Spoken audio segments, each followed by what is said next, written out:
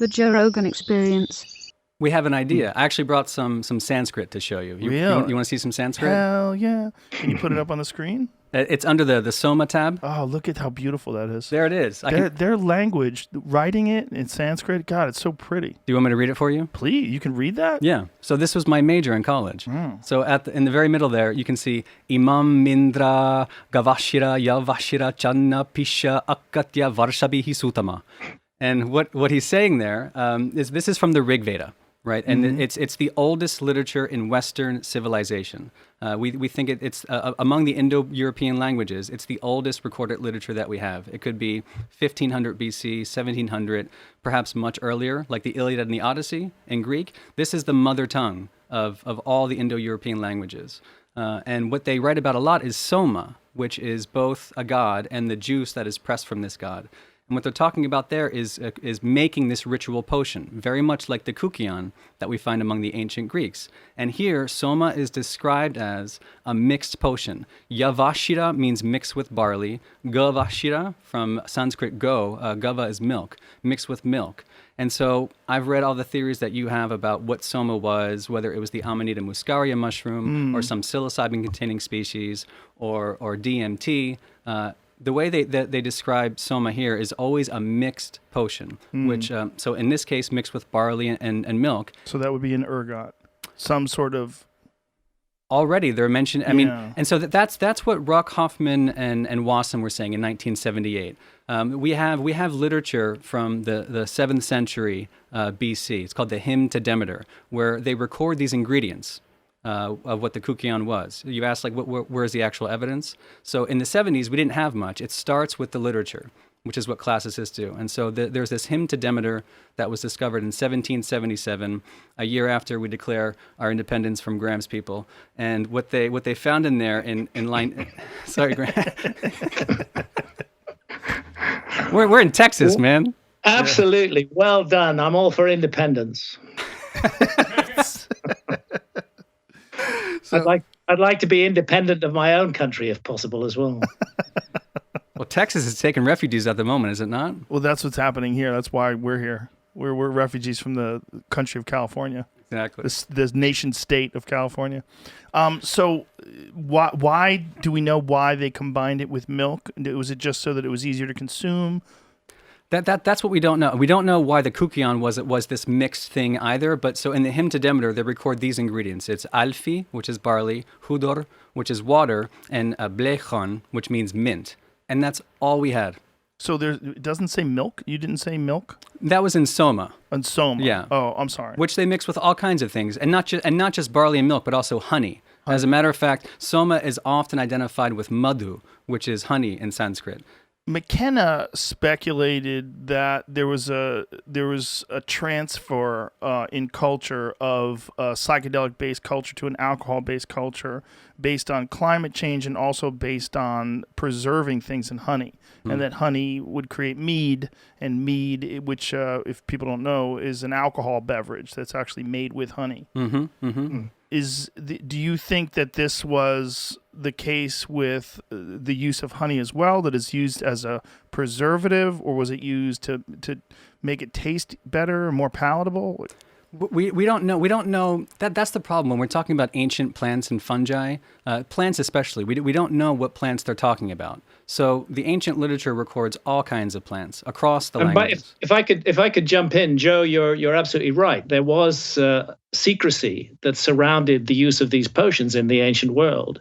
There's a case from Athens of the potion from Eleusis being used for recreational purposes, and this is roundly condemned by all concerned, that it should only be used for the sacred and spiritual purposes of which it was intended. So there was a great deal of secrecy that surrounded the use of these potions, and the potions were a doorway or a gateway into another level of reality.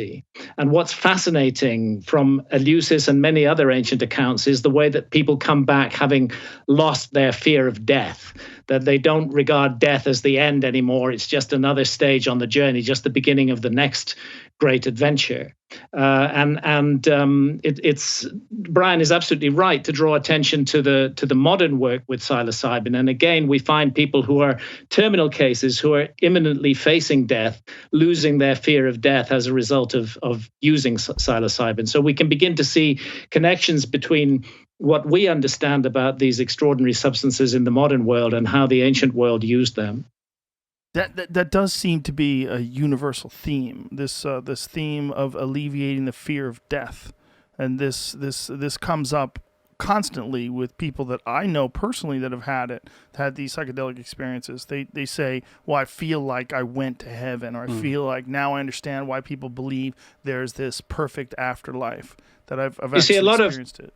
A lot of the critics will say that it's some kind of natural human tendency that we don't want to die, and that we're afraid of death, and that religions provide us with some sort of solace, some sort of feeling of security. But I don't think that washes at all. I think what's striking about the psychedelics is it's a direct experience that the person has. They have an experience. It's not a teaching. It's not something that they're told about. It's not a scripture that they read. It's an experience that they have, and that experience eliminates the fear of death. I think Brian, by the way, having written The Immortality Key, for which I've only provided the foreword, I think Brian is absolutely right to be a psychedelic virgin. In my case, because I have used psychedelics and many other substances, a lot of my critics just try to write off all my work, whether it's on lost civilizations or on psychedelics. They try to write it all off as the rantings of a sort of drug-fueled maniac. And I think it's very smart of Brian not to put himself in that situation. I hope he will work with psychedelics in the future, but I think he was right not to work with psychedelics before writing this book and to concentrate on the evidence. Well, Michael Pollan, who later in life experienced psychedelics and wrote pretty brilliantly about them. For me, he's one of the more interesting people to discuss it, because Michael's an investigative journalist. He takes deep dives into these subjects, and his deep dive into psychedelics was incredibly illuminating. And so for him, I really enjoyed talking to him about it, and I really enjoyed his book as well. His perceptions of it were really unique, because you're talking about a guy who lived his whole life without them, and then really dove head first for his book. And convinced it's kind of what happened to me when I wrote Supernatural. I had apart from one experience with LSD in 1974, I hadn't used any psychedelics until I began to research Supernatural back in the early 2000s. And because I'm a kind of boots on the ground researcher, I felt it was essential that I have these experiences. What I couldn't guess was the way that the experiences would utterly change and transform my life. And I can understand from a level of personal experience why psychedelics do lie at the root, I think, of all the world's religions. And those religions are now busily at work trying to deny that connection. Well, they're not just trying to do it. There's many people in science that are trying to deny these connections too. And it's so unfortunate that the people that are trying to deny these connections or the significance of these experiences haven't had them. I don't think anybody who has a dimethyltryptamine experience can just dismiss it as being no big deal. It's too crazy. You need to do it, sir. This guy. I mean, just the fact that it's one of those things where everyone who does it comes out of it saying, "I can't believe that's real." Yeah, I can't believe you can just get there that quickly. That 3 puffs and all of a sudden you're in Narnia. I can't, and we're not way more intense than Narnia. You're in Narnia, and you're in a place where entities are actually communicating with you and speaking to you and teaching to you. I mean, this is another aspect of psychedelics, is the moral aspect of psychedelics. Critics and enemies of psychedelics want to associate them with some kind of immorality, but actually anybody who's worked extensively with psychedelics will know that they contain moral teachings. Whether it's the mushrooms or whether it's LSD, they cause us to examine our own behavior, our own impact upon others, to question our unkindness to others, and to give us at least the push to begin to be better people and more nurturing and more caring people for others. So this strong moral element in psychedelics, again, is totally ignored by the critics who just want to demonize these substances for reasons that I think are rather sinister, actually. Episodes of the Joe Rogan Experience are now free on Spotify. That's right, they're free. From September 1st to December 1st, they're going to be available everywhere. But after December 1st, they will only be available on Spotify, but they will be free. That includes the video. The video will also be there. It'll also be free. That's all we're asking. Just go download Spotify. Much love. Bye-bye.